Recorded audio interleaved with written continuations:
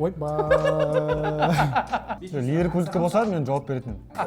Бундеслига жақсы клуб. Бұл кім бұл? Актер ұқсайды ма? Солай ма? Барсажға түскен бір өзі.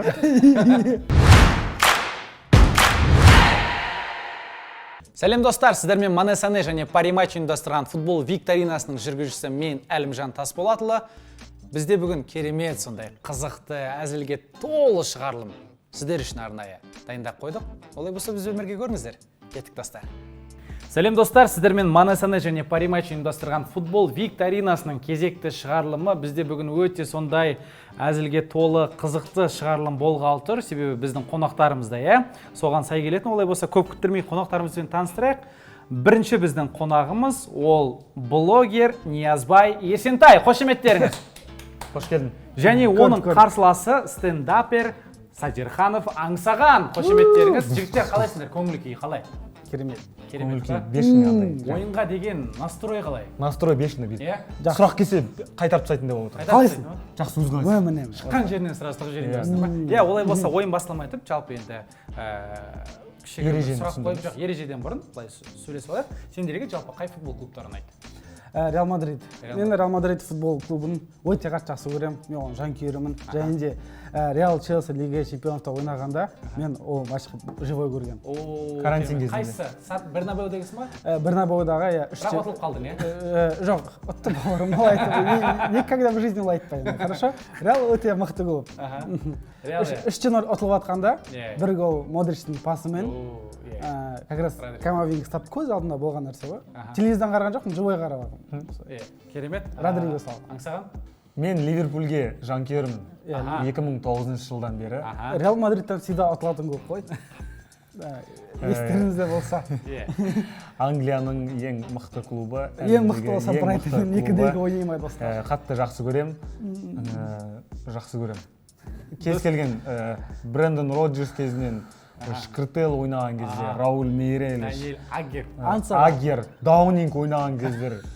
Сондай бір қателіктердің Марио Баларделли, 8-ші орынға шүкір деп жүрген кездерде бері Бальдиден. Дұрыс. Керемет. Енді сендердің Аңсаған, мой любимый Аңсаған. Снова не чемпион. Сендердің сүйікті клубтарың туралы білдік. Енді сүйікті ойыншыларың кім? Олар өте көп.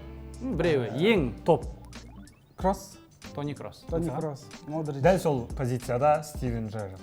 Керемет, керемет. Енді жігіттер, жалпы бүгінгі біздің ойында ұтыс қоры туралы айтып кетейін. Осыны айтып, бірден осыны айтып керек. Бірден осыдан бастап. Бүгін бізде 100 000 теңге. Кім жеңімпаз болады, сол 100 000 теңге өзінің қалтасына салып. Егер де мен сол 100 000-ды ұтатын болсам, онда осы выпусктың астына мен туралы жақсы сөздер, немесе Ливерпуль туралы жақсы сөздер, мен де өзімді көп алмақ қойшы. Ливерпуль туралы жақсы сөздер жазғанға өз атынан 10 000 теңге беремін. Керемет. Ал егер де мен ұтатын болсам, бірақ мен ұтпайтын сияқтымын, өйткені мен футболды вообще білмеймін. Қазір мен өте андай нашар жауап беруім мүмкін. Бәрі мен жамандайды, но бірақ та қазір қазақстанда бәрі сатып алуға болады ғой. Даже құрметті біздің көрермендердің ойларын. Мені мақтап жатқан адамдарға ома дегенін паш етемін достар. Болды. Болды. Жігіттеріміз бүгін сондай өздерінің мәрт жігіттер екенін көрсетіп жатыр. Ондай болса, көп күттірмейік, қалай андай? Бергенге красавчик. Көп күттірмейік, олай болса ойынымызды бастайық. Бірінші Почеттино деп бастайсың. Жоқ, бірінші ережені айтып кетейік. Жалпы бізде бірінші тайм, бұл жерде футбол туралы сөйлесетін боламыз, футбол туралы сұрақтар қоятын боламыз. 10 сұрақ болады. Қазір енді кім бірінші бастайтын шешіңдер өзара? Қазір сіз бізге сұрақ қоймастан бұрын біз сізге сұрақ қойсақ. Неге сіз түріңізді көрсетпейсіз? Мен түрімді басында бір рет, сосын ортасында тағы бір рет көрсетемін. Қазір бірі көрсетіп жүрсеңіз кішкене. Осы жерлерде бір көрсетіліп кететін сияқты. Ставка кет. Осындай екен ғой түрі десең. Мен ойша мұндай әдемі түрлер Қазақстанның кадрларында көп болу керек. Рахмет. Енді кім бастайды? Соны не қылса? Жөтелген бастасын. Аңсаған ба? Олай болса, Аңсаған, енді тағы да айтып кетейін, егер де қазір Аңсаған таппай қалып жатса, Есентай сенің мүмкіншілігің болады. Жауап беріп, оның ұпайын алып кетуге. Олай болса, бірінші таймның біздің бірінші сұрағымыз Аңсаған, саған Чемпиондар лигасында осы маусымдағы жалғыз бельгиялық клуб. Айтсам, Чемпиондар лигасындағы ма? Осы маусымдағы жалғыз бельгиялық клуб. Чемпиондар лигасында. Чемпиондар ЛЧ дейік, ЛЧ. ЛЧ-да ма? ЛЧ-да. ол менің атыммен бірдей басталмайды, ан деп. солай. Сол ма? Антверпен. Дұрыс. Жалпы Антверпен туралы бар ма? Антверпен кеше Шахтердан 2-3 қаталды. 2-ден ұтып жатыр еді. Иә. Шахтер 80-нен 90-ға дейін. Сондай бірдеңе. Дұрыс, өте дұрыс. Антверпен туралы басқа ештеңе білмейді екен. Есентай, сенде бар ма? Білетін? Жоқ па? Не, Антверпен туралы. Енді ғана біліп тұрмын, достар. Жақсы, онда әрі қарай жалғастырайық. Екінші сұрақ Есентай саған. 2002 жылы әлем чемпионатының финалында қай командалар кездесті? 2002 ма? Жоқсың ғой уже болған. Ол кезде жарайды, Реал Мадрид. Әлем чемпионаты. Сборный. Уже Онда Барса десе. Реал Мадрид. Так. 2002. Бразилия. Және Екіншісі? Европалық. Иә, Европалық. Команда. Реал десе қайтадан. Жалпы Бірде-бір болып басасын, мен көмектесейін. жоқ, көмектескен кезде көмектесіп көр жарайды. Жоқ, негізі мен Германия айтқым келіп тұр, бірақ Германия ма? Германия екен ғой? Бразилия, Германия. Бразилия, Германия. Сен ол ойынды көрдің ба? Көрмедім. Иә, өте қызықты финал болған. Жаңа 2-0 есебімен Роналду қателеспесем дубль жасады. Оливер Кан қателескен кезде ма? Кан тұрған кезде Ривалдоның Францияда ойлап отырмын. Ботын ашып өткізіп жіберетін Роналдуға сондай пасы бар. Өте кереметті, қызықты. Сол кезде бразилистер 5-ші әлем чемпионатын алып, жаңа кубок. Сонымен тоқтап тұр пока что бразилия. Мәңгілікке өздеріне алып кеткен болатын. Әрі қарай жалғастырайық. Үшінші сұрағымыз аңсаған саған. Эрик тен Хаг Манчестер Юнайтедқа дейін қайда жұмыс жасады? Аякста жұмыс істеді. Жалпы Эрик тен Хаг туралы айта қазір кетсең, Ливерпульдің жанкүйері ретінде. Шашы жоқ. Бір түрлі кісі андай. Тен Хаг осыған дейін Аякста жұмыс істеді. Қазір жол болмай жүр. Өйткені көп қой ондай факторлар. Біріншіден қазір Юнайтедте фланговый игрок жоқ. Барлығы ұрысып қалған, Санчомен қырылған.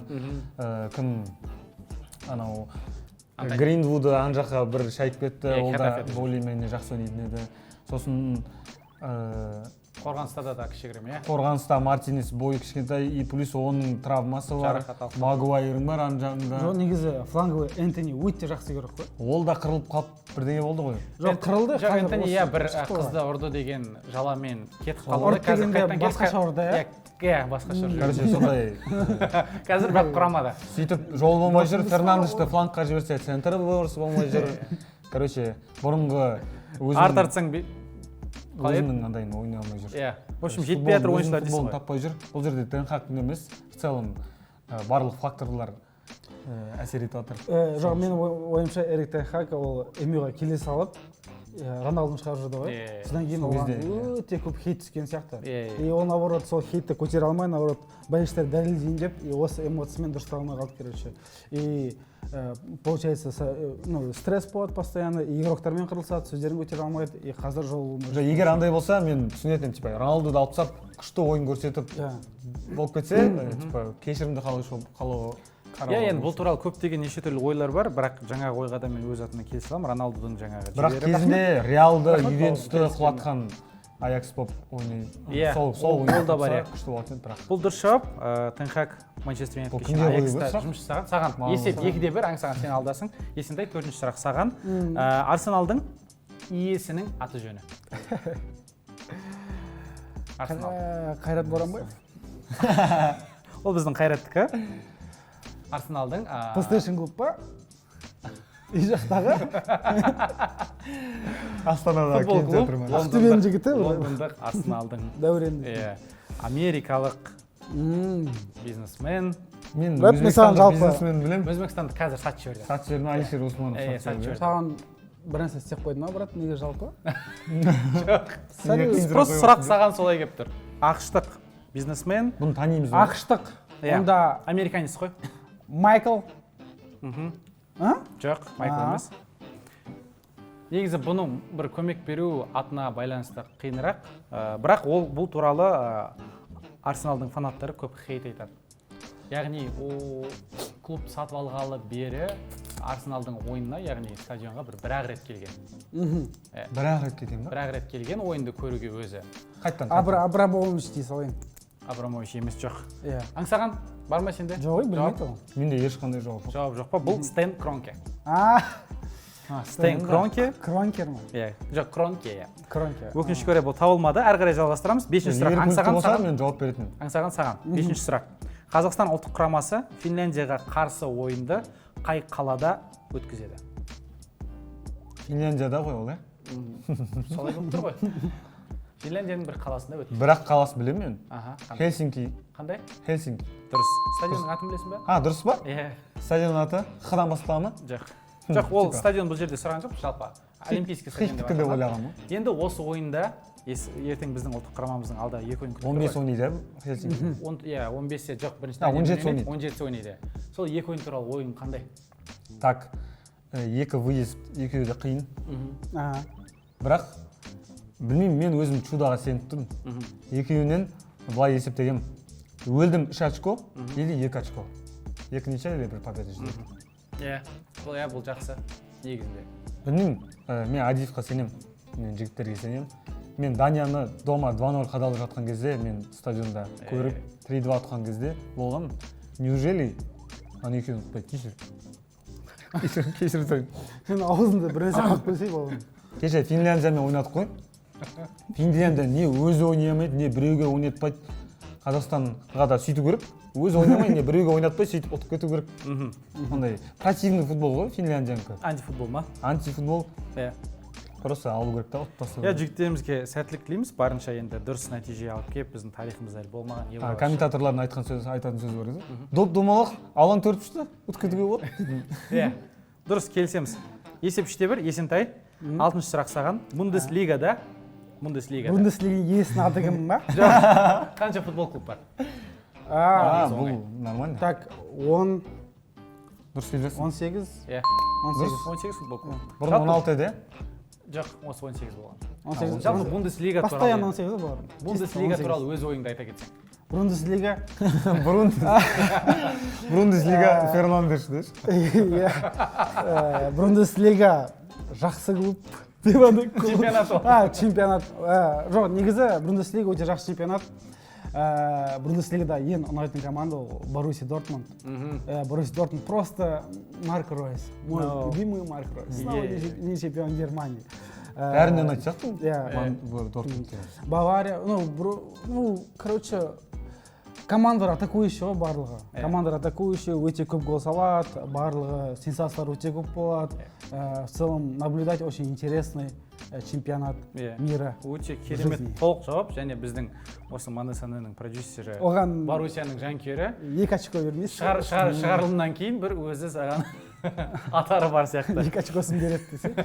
Шығарылымнан кейін ба?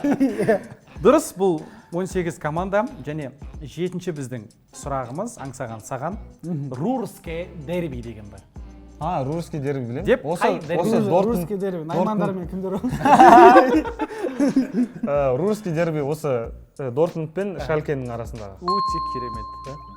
Бұрын мен оны Русский дерби деп ойнап қойдым ғой. Русский дерби осы Дортмунд пен Шалке. Бірақ енді қазір уже Дортмунд 2-0 калитку жеңеді шығар. Шалке еще 2-ші дивизионда. Иә, Шалке 2-ші дивизионда болғандықтан бұл кубокта болмаса, Бундеслигада.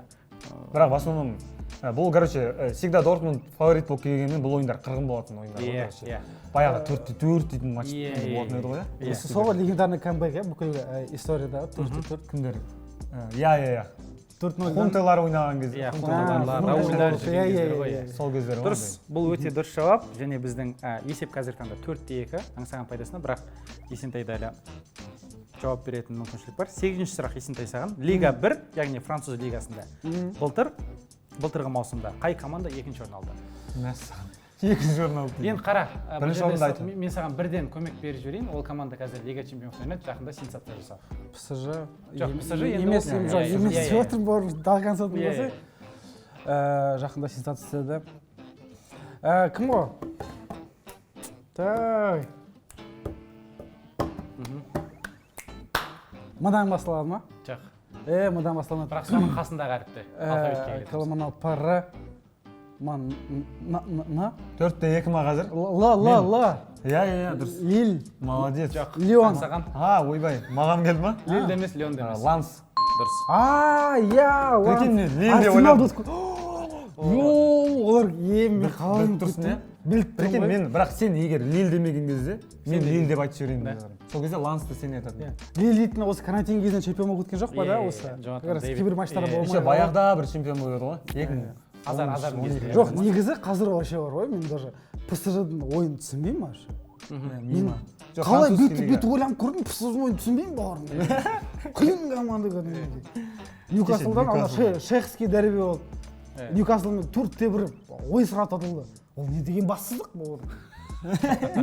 Месси мен Неймар кеткені ма? Мбаппе бауырым егер вдруг андай миллионнан бір случай көріп қалсаң Мбаппе бұл выпускты Реалға кел бауырым. Сені күтеміз. Тәубеге кел дегенде. Реалға келді. Иманға қарай бет бір деген болды. Просто вообще түсініксіз. Иә, PSG-да қазір көп істеп жүргендерін білмейді. Мен PSG-ны осы сезонда қатты қарап бастадым Асенсио үшін. Реалдан келгеннен кейін Асенсио ойыны өте жақсы болды. Асенсио жақсы ойыншы. Да, өте 2 гол салып үлгерді. Бірақ Асенсио травмадан кейін PSG вообще Рамуштың үйсін алып походу жеңіп қалды чемпионат мирден кейін ғой. Жоқ, Рамушты еще кім алып алды ғой? Французский нападающий. Дембеле. Жоқ, тағы бір нападающий алды. Дембеле. Финалда Аргентина тамам. Коломойни алды. Вот именно финалдан кейін Кола мен Муаньені алмау керек қой. Екеуін де біреуін 100-ге, біреуін 90-ға ма? Иә, бұл жерден PSG-ны жалпы PSG-ға мен бір кеңес айтайын деп ақыл айтсаң. Просто мындай істеу керек қой. Либо Мбаппенің айналасында құрау керек та. Либо Мбаппені игнорировать етеді. Ни туда, ни сюда қойған ойындарын сен. Не полузащита жоқ, андай білмеймін не жиналады. Андай егер если Мбаппеге ойын қоятын болсаң, болды ғой. Полузащитаға, защитаға арсылдайтын, жүгіретін игроктарды алып қойсайшы болды. Жанын беретін ше андай бүйтіп.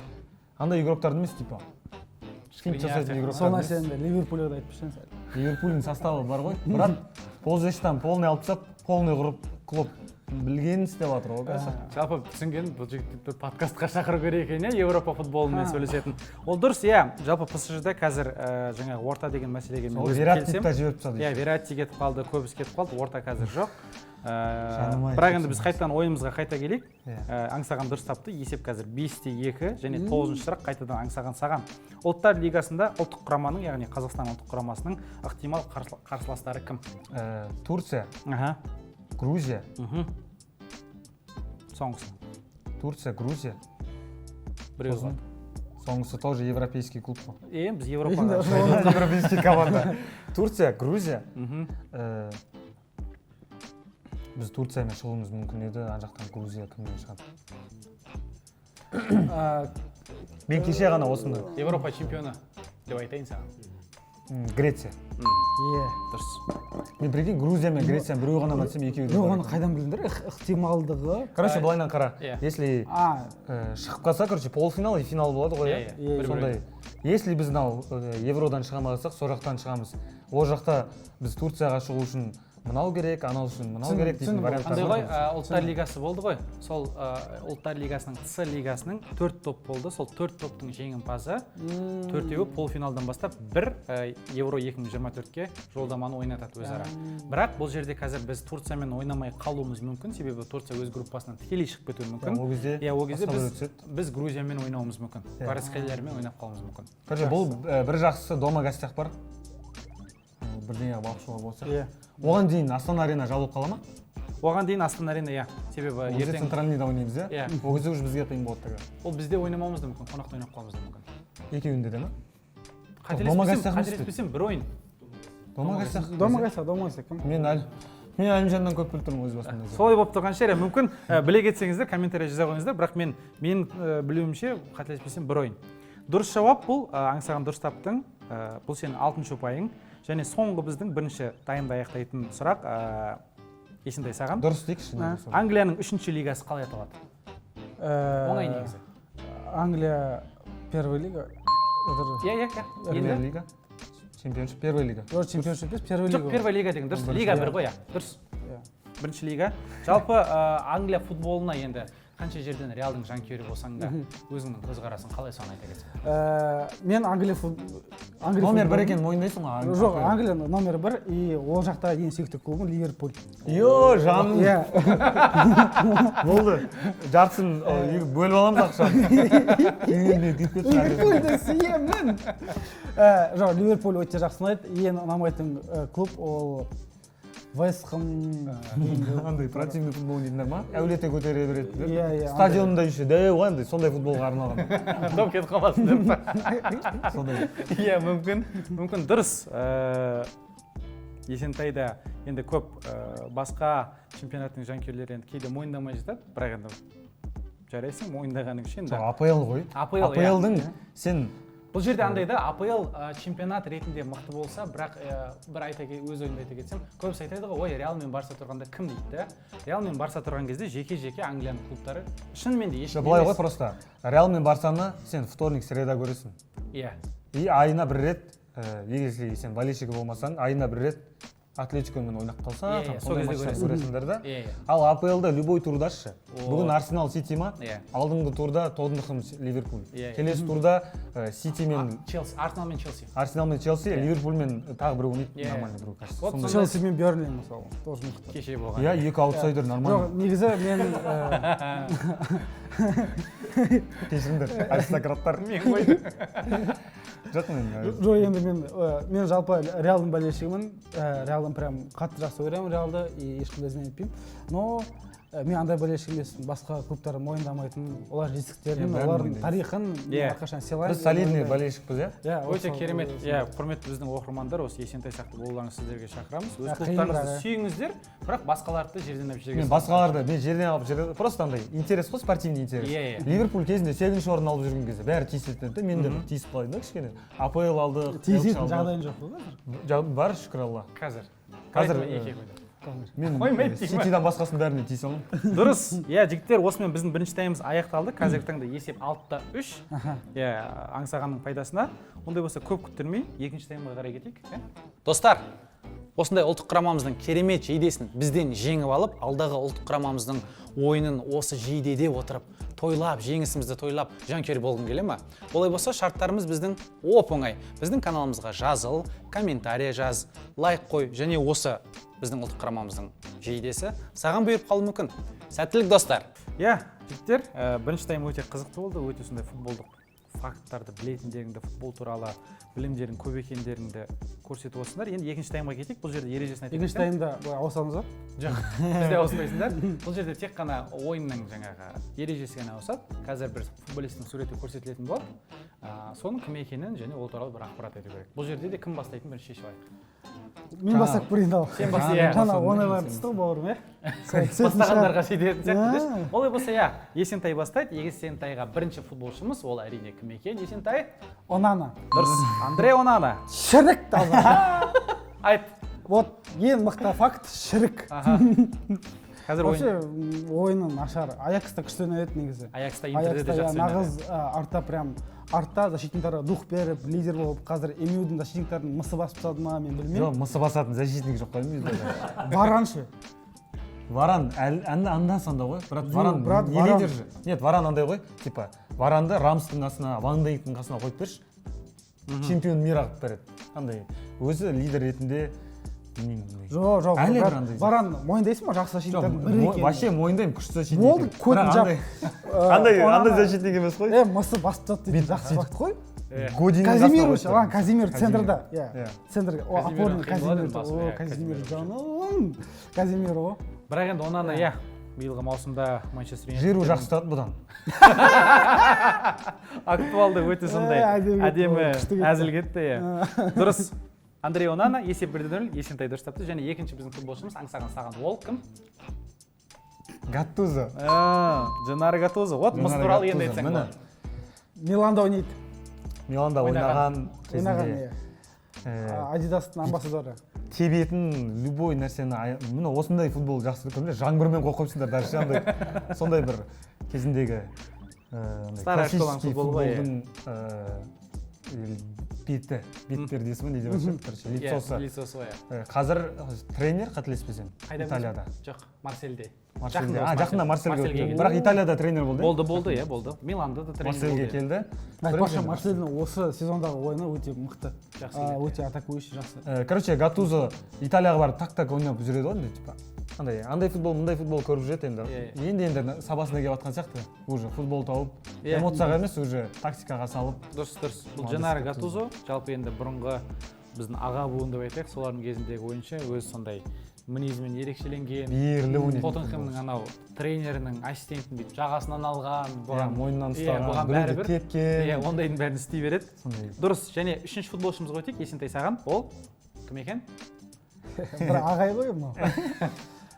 МЮ-дің бұрынғы вратарь. Саған бірде МЮ-дің вратарлары түсіп жатыр қазір. Бірақ бұл жақсы вратарь. Бірақ онан қарағанда барлық вратарь жақсы сияқты.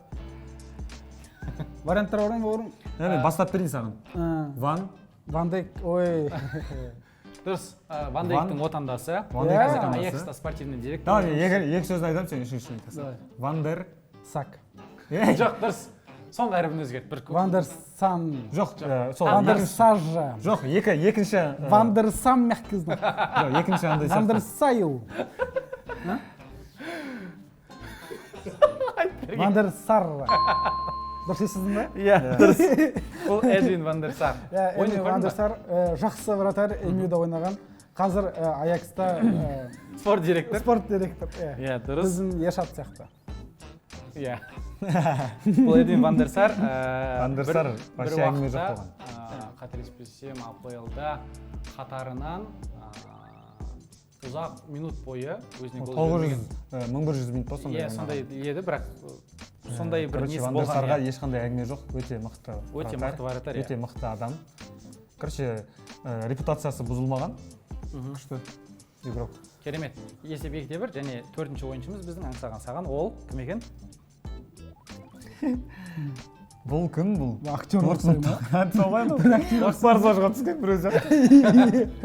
Дортмундта ойнаған. Арсеналда ойнаған. Бұл Расицкий ғой? Дұрыс. Томас Расицкий. 7-ші нөмірде Расицкий ойнаған. Вот бағанағы бұл андай игрок қой, который өзінің жұмысын жақсы істеген, бірақ қатты андай алма. Расицкий, бірақ Дортмундта ойнаған, білмейді екен өкінішке орай. Ну, Арсеналда семеркова ойнаған. Томаш Расицкий, такой классический, хороший европейский игрок. Полузащитник, чех дейсің ғой, да? Дұрыс, есеп 2-2, ары қарай 5-ші біздің футболшымыз. Есентай саған. Расицкий түскен ше ма? Неге күліп атқанымды қазір түсінесің. МЮ тағы да. Харри Магуайр. Дұрыс, өте дұрыс. Магуайр туралы айтайын. Онананың досы. Онананың досы, бауырласы, деңгейлесі. Бомбардирі деші? Жоқ, негізі Россия чемпионат мирда болғанда Англия үшін Харри Магуайр жақсы ойнаған, өте жақсы. Иә, сборныйда жақсы ойнайды бірақ. Жоқ, сборында өте жақсы, бірақ МЮ-да білмеймін. Вот походу сол тренерлар сияқты ғой, дұрыс задача бермей жүрген. А так негізі маған защитник ретінде ұнайды. Барлық защитник келіседі ғой. Бүкіл защитниктер почти ЦД автогол бар шығар. Иә, бүкіл барлығында бар. Но бірақ именно осы Магуайрдың кәдімгі бетіне басып көрсетті бүкіл тиктокты. Білмеймін, может Англияның тиктогында ондай хейт жоқ шығар Магуайрға. Біздің Қазақстан тиктогында тиктогында мысалы болельщиктер баннер алып келеді Магуайрға. Ол самолет ұшқызып жатады Магуайрға кетті. Бұл игрокты мен енді Англияның чемпионы ғой бұл. 2016-15-16 ба. Бұл, короче, бұған МЮ-ға енді кетпеу керек еді ма, білмеймін. Бұл, короче, андай автобустың командалар болады ғой. Алдыға теуіп жібересің, болды. Бұған, бұл первый пасы жоқ, центральный защитник қой. Бұған просто бейби тепті шығараса, салда әулеті теп дейтін игроктар болады, сондай ғой.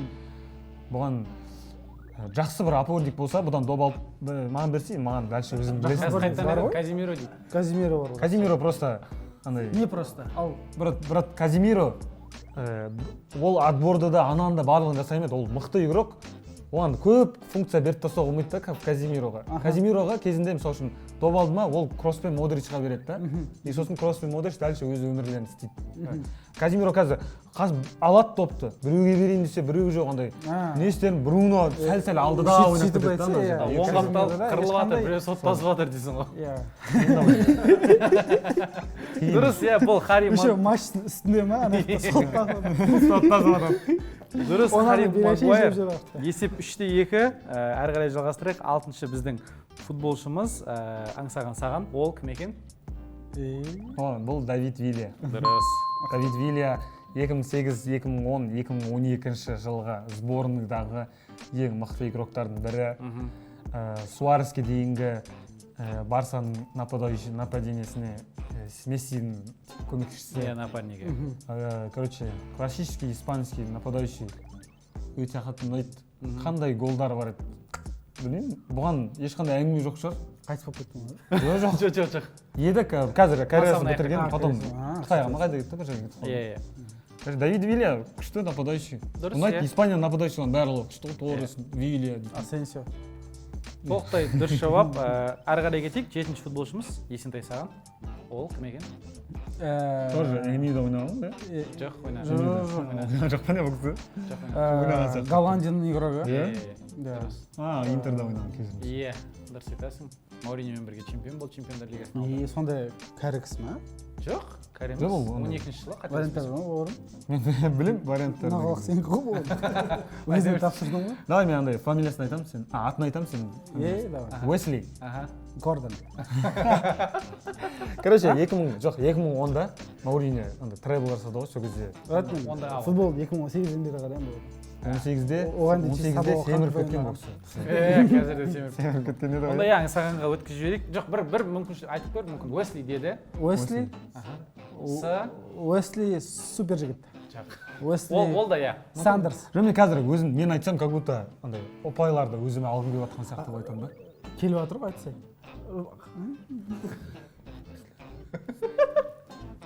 Снейдер. Дұрыс. Уэсли Снейдер. Мынандай шығарылып бізде. Полузащитник. Сандерс деп сәл қателестім. Мен айтайын бір-екі информация. Атакующий полузащитник Голландия ойнаған. Интерда ойнаған. Голландияның өзінде де қай клубта ойнады?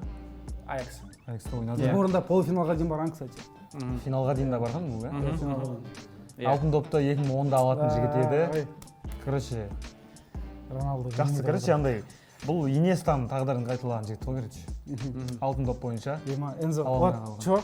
Мен аңсағанда футболдан ойындаймын. Именно футбольный интеллект, знание өте мықты ғой. Күшті ғой. 10 мың саған, біз Саған да 10 мың. Уэсли Снейдер бұған әңгіме жоқ шығар. Күшті, атакующий полузащитник. Анау, кезінде АПЗ-лар мықты еді ғой кезінде. Қазір ғой уже 4-3 болып АПЗ-лар азайып кеткен.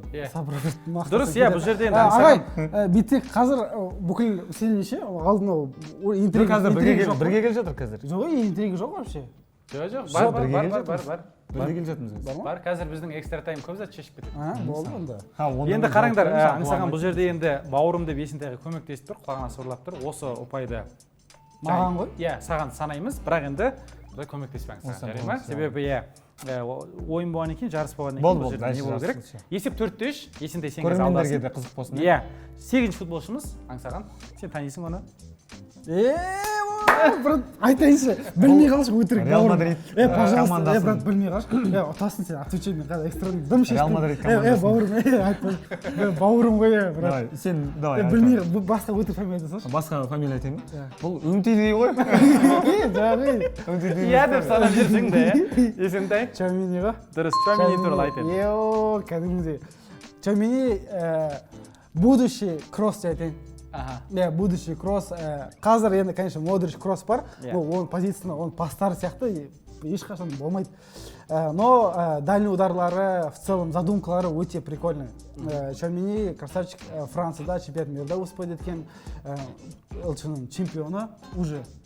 Алып қосарым жоқ? Алып қосарым. Дұрыс, өте толықтай жауап. Есеп 5-3. Есентай алда келе жатыр. Және біздің 9-ші сұрағымыз, 9-ші футболшымыз Есентай саған. Танисың сен мұны? Навас. Дұрыс, Навас туралы. Реалым менің жаным, молодец. Реалдан кетіп семіріп кеткен. Реалдан жоқ, нағыз өте мықты. Конечно, Куртуа келіп оның орнында ұстады, мақсат. Но ПСЖ-да жақсы барата отыр. Донорума келіп басып тастады деші? Иә, оны келіп Донорума бастады. Но Коста-Риканец. Коста-Рикадағы қызға баскет етті. Коста-Рикадағы навасқа баскет етті. Коста-Рикадағы навасқа баскет етті. Дұрыс, толықтай дұрыс жауап. Және біздің екінші таймдағы соңғы футболшымыз, ол аңсаған саған, ол әрине кім екен? Бұл Рабио. Андре Рабио ма? Рабиотты. Андре Рабио деп аталады. Рабиот деп жазылады. Иә. Рабиот дейтін ол Айт. Рабиот дейтін қоян деген сөз емес пе? Білмейді. Ожан білмейді. Рэббит деген. Рабиот бұл кімнің? Француз, Ювентуста ойнайтын, бірақ более итальянский ұқсайды андай ойындары. Желтый көп алатын. Кәдімгі классический центральный полузащитник. Алып қосары жоқ. Арасында бір жақсы ойындар ойнап. Дұрыс, бұл Андре Рабио, иә. Сонымен екінші таймымыз аяқталды. Бұл жерде есеп 6-4 болды. Есентайдың пайдасына. Өте сондай тіресіп келе жатсыңдар. Енді көп күттірмей экстра таймға өтейік. Бұл жерде де сендерге ережесін айта кетейін. Бұл жерде футбол клубтардың эмблемасы көрсетілген. Бірақ қандай да бір жазуы немесе бір белгісі өшіріліп тастаған. Енді бұл жерде рет жоқ. Кім бірінші айтады, сол ұпай алады. Егер де бір сәтте айтып қалсаңдар, бір ұпайдан береміз. Түсінікті ғой, иә? Онда көп күттірмей. Жігіттер, олай болса, барлығы түсінікті болса, экстра тайм. Экстра таймды бастайық. Және бірінші біздің футбол клубымыз ол. Кім екен? Сонси. Жоқ. Дерби каунти. Дұрыс.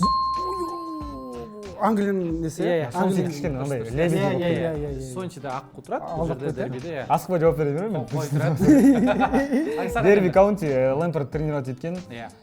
Потом Руни тренировать еткен жоқ. Ол Дэнди Юнайтед екен. Дерби каунти. Сосын кім ойнаған? Ливерпульден барып Уилсон ойнаған. Ол басқа. Чемпионшип пен Премьер лиганың арасында жүретін бір команда. Дұрыс, қазір чемпионшипте өте толық дұрыс жауап. Және біздің екінші футбол клубымыз ол кім екен?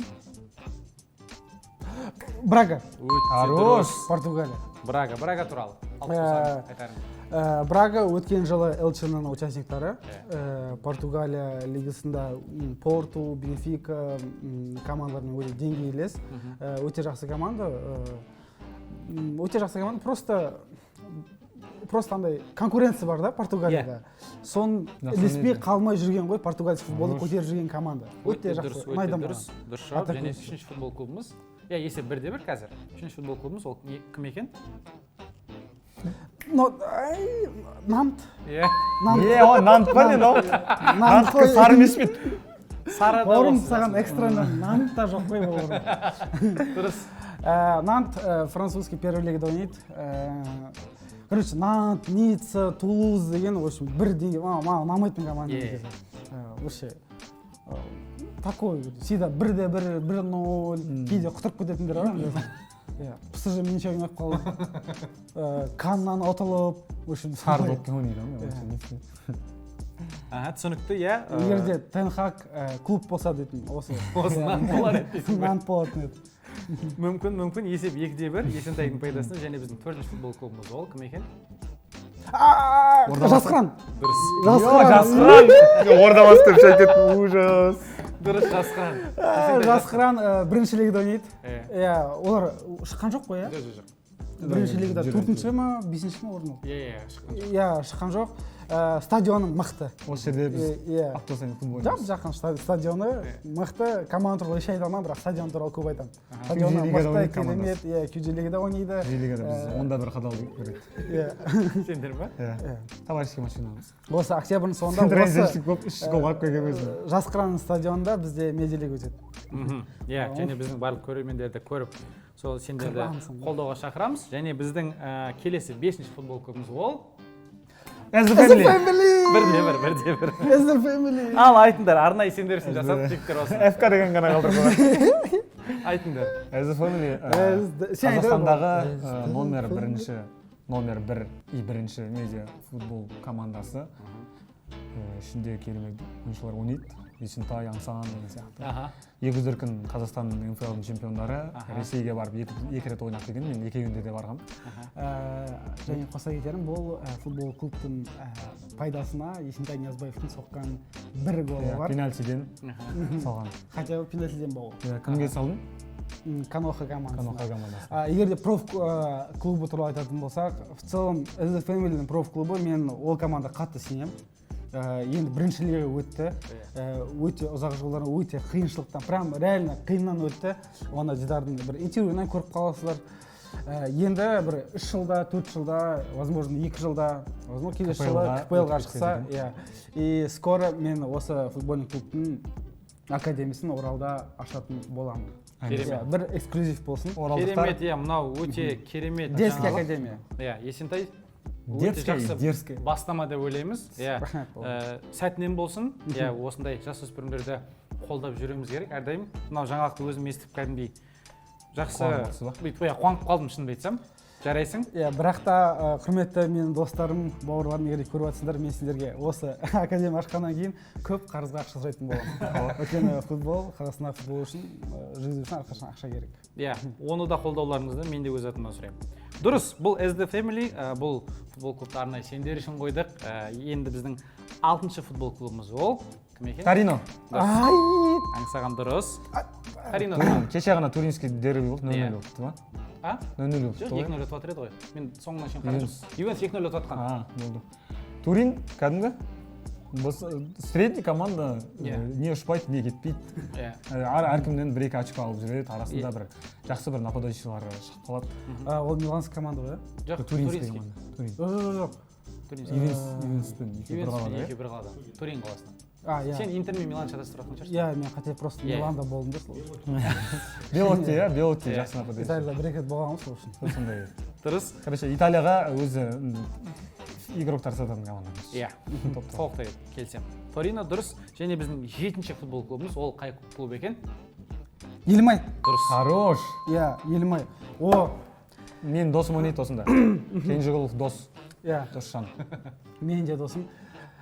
Елімай өте жақсы клуб. Мен өте қуаныштымын Семейде Елімай ашылғанын, және де Семейде почти бүкіл матчта полный стадион жинады.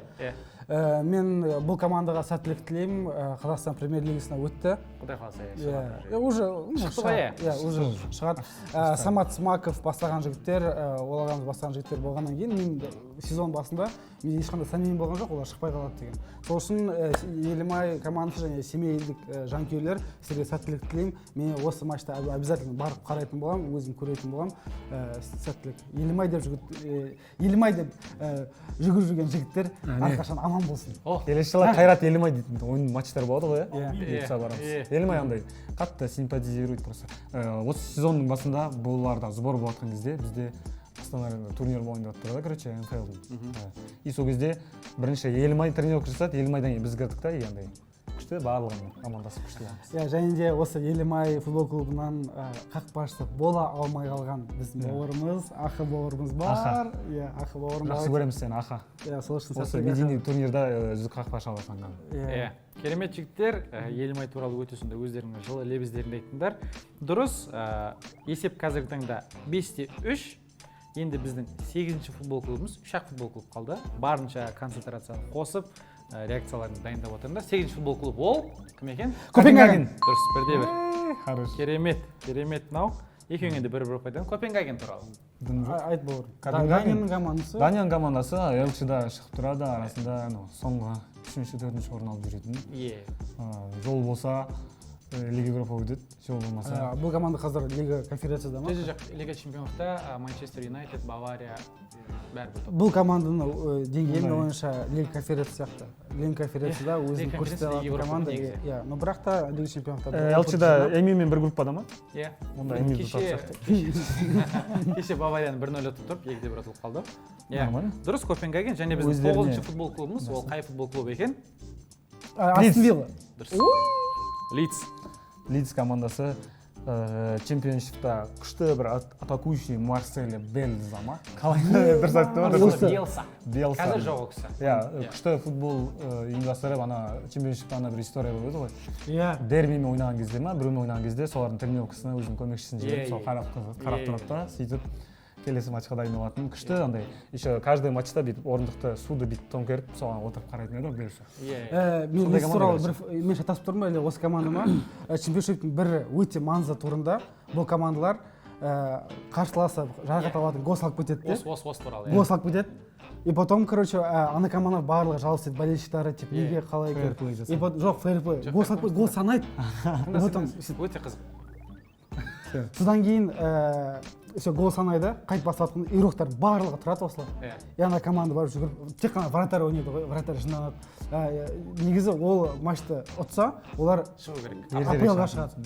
Сөйтіп, короче, ол матчта ұтылады да келесі жылы чемпионшипті айырып, АПЛ-ға түсіп, и АПЛ-да айырылады. Дұрыс, осындай қызықты факт бар. Лидс деген жақсы. Иә, Лидс командасы Есентайын толықты айтып берді. Дұрыс. Енді жігіттер қараңдар. Қазір есеп 6-да 5. Ниче болып тұрмыз ғой, короче, общий ойын. Және соңғы біздің футбол клубымыз қалды. Кім табады, сол таба ма? Солай болып тұр. Чуамини бермеуім керек еді. Дайынсыңдар ма? Кеттік. Иә, 1, 2, 3 соң футбол клуб ол. Ойбай. Европейский команда емес мынау. Иә. Бразильский команда. Иә. Ботафаго. Жоқ. Атлетико Минейро. Есентай айтып отыр. Сантос. Айтып отыр.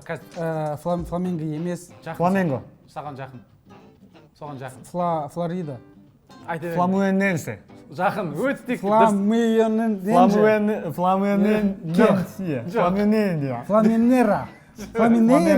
Алғашқы екі әріптерің дұрыс. Фламинейро. Жоқ. Флажок. Жоқ, фла емес. Фладескатто. Фла дұрыс. Флинго. Флишарана. Филиппино. Флухенсе. Флуминенсе. Жоқ, тоқта. Негізі Флуминенсе. жігіттер. Бағана Фламиненсе дұрыс емес пе? Жоқ, Флуминенсе де дұрыс қой. Бірақ мен ойлап тұрмын, бұл ұпайды санамайық деп, иә? Басқа клуб бар ма? Басқа клуб жоқ. Клубтың атын быт-шыт қылдық па? Бір жағынан қызық қой, бірақ осы ойын бойына сендер қанша нече ағып бітірейік? Иә, викторина болса да, өздерінің бауыр дос екенде. Жоқ, мен қайттым. Мен келіспеймін, құрметті. Мен дұрыс таптым десе. Жоқ, құрметті бауырлар. Флуминенсе емес пе? Ансаған ұтты. Жоқ. Иә. болды. Жоқ, бауырым, сен ұттың. Сен айырып отырсың адам, просто мен мынаяқтан затащил, и чөминесе маған бердің. Енді мен жігітше арамызда ақша тұрып қалған жоқ қой бауырым. Саған беремін. Флуминенсе санаймыз ба саған? Есентай? Сана бауырым. Болды. Чөминеде ат маған бауырым. Болды, иә, онда ойнайықшы онда. Мен айтқым келген еді, екеуі сондай әдем тандем болып отыр, достық женсің деген едім, бірақ Есентай өзі аңсағанға беріп тұр, онда біз Флуминенсені санайық. Есентайдың бұл іс-әрекет үшін де біздің оқырмандар. Бұл іс-әрекет үшін өзім бұған ақша аттым онда. Бауырым, мен футболды дұрыс білмесем де адамгершілік қасиетім көп. Керемет, бәріңіз осы Есентайдан үлгі алыңыздар. Олай болса, екінші біздің экстра таймыз 6-да 6 деген есеппен аяқталды. Бұл жерде енді Есентай пенальтиден ансаған көттік. Солай болып тұр. Енді жалпы жігіттер, ойын туралы өздерің ойларыңды айтсаңдар. Қалай болды? Қызық болды ма? Ұнады ма сендерге? Біріншіден жігіттер сізге рахмет. Мен мына жақта көп білмеген нәрсемді білдім. Мен даже қазір басында мен футбол туралы білесің ба дегенде, я деген жауап үшін мен қатты ұялып қалдым. Өйткені бұл легендаларды білмегесін, жаңа қандай адамдар ол? Вандерсар, ол кісілерді білмегеннен кейін мен. Вандерсар, кстати, ана PlayStation'да неде ойнайды ғой? Легендада. Сокер командасы бар ғой? Сокер 8-та бар, Ultimate Team'да легендада бар. Білем ғой кісін, по идее, PlayStation'да. FIFA-дағы деп айтса, мен айтатын едім. Сол үшін сіздерді шақырған үшін рахмет үлкен. Футбол көріңдер, футбол өте қызық, особенно Қазақстан футболын. Конечно, өте қиын, но осында да көріп байытетіндер. Сіздерге тағы да шақырған үшін рахмет. Және мен осындай әріптесім аңсаған бауырыммен өте керемет және көтеріп қалды көді.